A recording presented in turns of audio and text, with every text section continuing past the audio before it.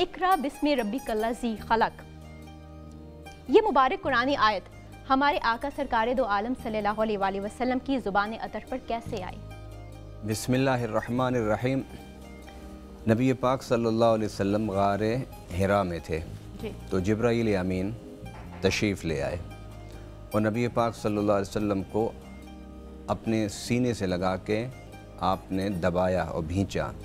اچھا۔ اور پہلی دفعہ کہا کہ پڑھیے اقرا، حضور صلی اللہ علیہ وسلم نے فرمایا ما انا بقارئ۔ دوسری دفعہ پھر وہی عمل کیا، پھر میرے آقا نے یہی جواب دیا، پھر تیسری دفعہ پھر وہ عمل کیا، پھر میرے آقا نے یہی جواب دیا۔ احادیث میں ہے اور اس آیت کی تفسیر میں مفسرین کرام نے فرمایا کہ جب جبرائیل امین نے کہا اقرا بسم ربک الذی، کہ پڑھ اپنے رب کے نام سے، تو پھر میرے آقا صلی اللہ علیہ وسلم نے ایسا پڑھا کہ 5 آیتیں مکمل کر کے پھر سانس لیا۔ اب اس مقام پر کچھ لوگوں نے کہا کہ حضور صلی اللہ علیہ وسلم نے فرمایا کہ ما انا بقارئ، کہ میں پڑھا ہوا نہیں ہوں۔ حالانکہ اگر آپ ما انا بقارئ کا سادہ ترجمہ کریں، لفظی ترجمہ کریں، تو اس کا معنی یہ ہوتا ہے کہ ما انا بقارئ، میں پڑھنے والا نہیں ہوں۔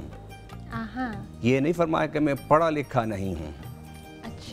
اور نبی پاک صلی اللہ علیہ وسلم کے حوالے سے یہ کہنا کہ وہ پڑھے لکھے نہیں ہیں، یہ قرآن کی نفس تعلیم کے بالکل خلاف ہے۔ جس طرح آپ نے اپنے انٹرو میں کہا کہ آدم علیہ السلام ادھر پیدا ہوئے، ادھر سجدہ کیا ملائکہ نے، ادھر رب العالمین نے ملائکہ سے کہا کہ آدم سے پوچھو، اور جب آدم نے فرشتوں سے پوچھا تو انہوں نے یہی کہا کہ قالوا سبحانک لا علم لنا الا ما علمتنا، اور رب العالمین نے وعلم آدم الاسماء کلہا، حضرت آدم علیہ السلام کو کل اسماء، کل نام، جس طرح آپ نے تفصیل بیان کی سکھا دی۔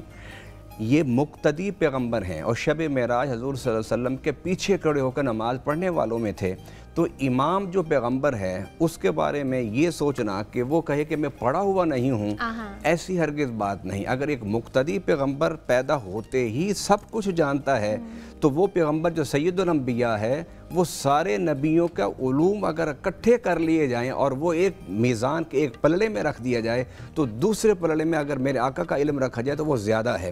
اب آئیے کہ حضور صلی اللہ علیہ وسلم نے فرمایا میں پڑھنے والا نہیں۔ مفسرین فرماتے ہیں جب آپ نے کہا اقرا بسم ربک، اپنے رب کے نام سے پڑھ، تو مفسرین فرماتے ہیں کہ حضور صلی اللہ علیہ وسلم نے سوچا کہ اب اس نے مجھے پڑھنے کا کہا ہے میرے سونے رب کے نام سے، تو اب میں اسے پڑھ کے سناتا ہوں۔ اور قرآن پاک میں اللہ تعالیٰ نے فرمایا الرحمن علم القرآن خلق الانسان علمہ البیان، کہ رب العالمین معلم ہے پیارے آقا صلی اللہ علیہ وسلم کا، تو جس کا معلم خود رب ذوالجلال ہو، اس کے علم کا کیا اندازہ ہو سکتا ہے۔ اب یہاں پر تھوڑی سی ہم بات کرتے ہیں کہ حضور صلی اللہ علیہ وسلم نے جب پڑھنے میں توقف فرمایا تو قرآن نے اس کے بارے میں فرمایا کہ رب العالمین نے جب بھی وحی بھیجی ہے تو بھیجنے کا طریقہ یہ ہے کہ رب خود اپنے نبی سے بات کرتا ہے۔ دوسرا طریقہ یہ ہے کہ نبی اللہ فرشتے کے ذریعے سے بات کرتا ہے، پھر فرشتہ بعض دفعہ انسانی شکل میں جاتا ہے اور بعض دفعہ اپنی ملکوتی شکل میں جا کے وحی دیتا ہے، اور بعض دفعہ القاء کر دیتا ہے۔ اور حضور صلی اللہ علیہ وسلم فرماتے ہیں بعض دفعہ جب وحی آتی تھی ایسے لگتا تھا جس طرح گھنٹیوں کی آوازیں آ رہی ہوں۔ اور چھٹی جو قصہ نبی پاک صلی اللہ علیہ وسلم نے بیان کی میرے اوپر جب وحی نازل ہوتی تھی تو اس کا طریقہ یہ ہوتا تھا کہ جس طرح مکھی، شہد کی مکھیوں کا جھنڈ جب قریب سے گزر کے جاتا ہے اڑتا ہوا تو اس سے جو سنسناہٹ کی آواز آتی ہے اس جیسی آواز مجھے محسوس ہوتی تھی۔ اور نبی پاک صلی اللہ علیہ وسلم کے بارے میں صحابہ کرام کہتے ہیں حضور صلی اللہ علیہ وسلم ایک دفعہ صحابی کہتے ہیں کہ میرے ران پر حضور ٹیک لگا کے بیٹھے ہوئے تھے، پوری طرح لیٹے ہوئے نہیں تھے، تو اچانک اسی وقت وحی کا نزول شروع ہو گیا، تو صحابی کہتے ہیں کہ میرے اندر ہمت ختم ہو گئی کہ میں حضور کا وزن برداشت کر سکوں۔ اور حدیث میں آتا ہے حضور صلی اللہ علیہ وسلم پر جب وحی نازل ہوتی تھی آپ اونٹ پر بیٹھے ہوتے تھے تو چلتا ہوا اونٹ چل نہیں پاتا تھا اور اسے بیٹھنا پڑ جاتا تھا۔ ایسے تو نہیں قرآن میں رب العالمین نے فرمایا لو انزلنا ھذا القرآن علی جبل لرأیتہ خاشعا متصدعا من خشیۃ اللہ، اگر ہم قرآن کو پہاڑوں پر نازل کرتے تو پہاڑ ریزہ ریزہ ہو جاتے۔ یہ تو کمال ہے اور اعجاز ہے میرے آقا صلی اللہ علیہ وسلم کے قلب مبارک کا کہ پورا قرآن اس پر نازل ہوا لیکن آقا صلی اللہ علیہ وسلم کو ذرا بھر بھی وزن اور بوجھ محسوس نہیں ہوا۔ پیر صاحب، ہمارے آقا حضرت محمد مصطفیٰ صلی اللہ علیہ وآلہ وسلم کا یہ کمال اور یہ عظمت ہے کہ قرآن ان کے سینے میں تھا، قرآن انہی کو تحفے میں ملا، کیا فرمائیں گے اس بارے میں؟ بسم اللہ الرحمن الرحیم۔ कुरान एक अल्लाह पाक की रसूल पाक सल्लल्लाहु अलैहि वसल्लम के पास अमानत आई और अल्लाह के नबी ने हमें वो अमानत दी। जी। ये वो अमानत है कि जो 23 साल में मुख्तलिफ रवायात में आता है कि 23 साल में हमारे तक पहुंचा।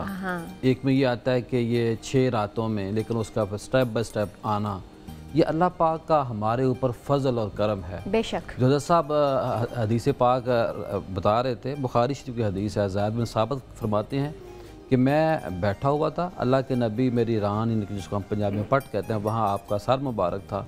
तो आप फरमाते हैं जब वही आई तो मुझे ऐसा बोझ वही अल्लाह के नबी के ऊपर आ रही थी जी।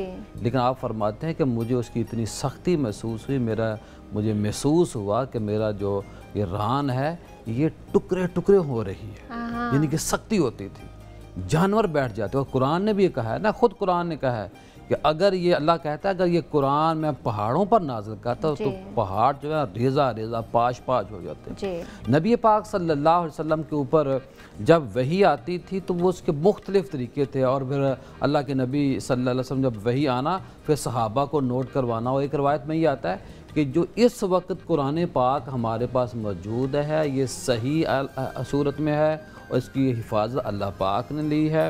और हिफाजत का जो ज़िम्मा है, जो तरतीब है, उस तरतीब को देखिए ना कि सहाबा ने जिस तरतीब से, ये फ़रिश्तों की लगाई हुई तरतीब, अल्लाह के जो फ़रिश्ते थे जिब्रील अलैहिस्सलाम, उस वक्त अल्लाह के नबी सल्लल्लाहु अलैहि वसल्लम को बता देते थे कि इस सूरत की ये तरतीब है, इसकी ये सूरत है, तरतीब है।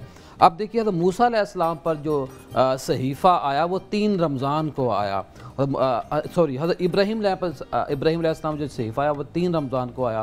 हज़रत मूसा अलैहिस्सलाम पर तौरात आई वो 6 रमज़ान को आई, और जो हज़रत ईसा अलैहिस्सलाम अंजील नाज़िल हुई वो 13 रमज़ान को नाज़िल होती है। और दाऊद अलैहिस्सलाम के ऊपर जो ज़बूर है वो 18 रमज़ान को आती है। और जो हमारे अल्लाह के नबी सल्लल्लाहु अलैहि वसल्लम के लिए हमें कुरान पाक मिला ये 6 रातों में आता है। और नबी पाक सल्लल्लाहु अलैहि वसल्लम की जो तालीमात हैं ये एक कुल सूरतें 114 हैं। 87 जो सूरतें हैं वो मक्का में नाज़िल होती हैं, 27 जो सूरतें हैं मदीना में आती हैं। और यहाँ एक मैं आपको नुक्ता अर्ज़ करूँ, जितनी भी सूरतें मक्का में नाज़िल हुई हैं वहाँ पे अल्लाह पाक मुखातब कर रहा है या अय्युहन्नास। हाँ जी। मक्का की जो मक्की सूरतें हैं वो या अय्युहन्नास, और जब मदीने की जो 27 हैं सूरतें या अय्युहल्लज़ीना आमनू, यानी कि जब वो मोमिन बन चुके थे, ये वो तरतीब, ये हुर्मत और ये बरकत। अब मैं आपको ये बताऊं कि एक सेकंड जो बाकी जितनी भी सूरतें आई हैं, यानी कि जो कुरान पाक जो फरिश्ते जब आते थे बाकी अंबिया किराम के बाद जिब्राईल अलैहिस्सलाम, किसी के ऊपर जो नबी थे वो 10 दफ़ा आए, 5 दफ़ा आए, 40 बार, लेकिन जिब्राईल अलैहिस्सलातु वस्सलाम का जो आमद हुई करीमा का सल्लल्लाहु अलैहि वसल्लम 24,000 मरतबा। फुकहा लिखते हैं, मुहद्दिसीन लिखते हैं कि वो जिब्राईल अलैहिस्सलाम की चाहत होती थी कि मैं अल्लाह के नबी के पास हाज़िर होता रहूं, आपकी ज़ियारत करता रहूं, यानी कि 24,000।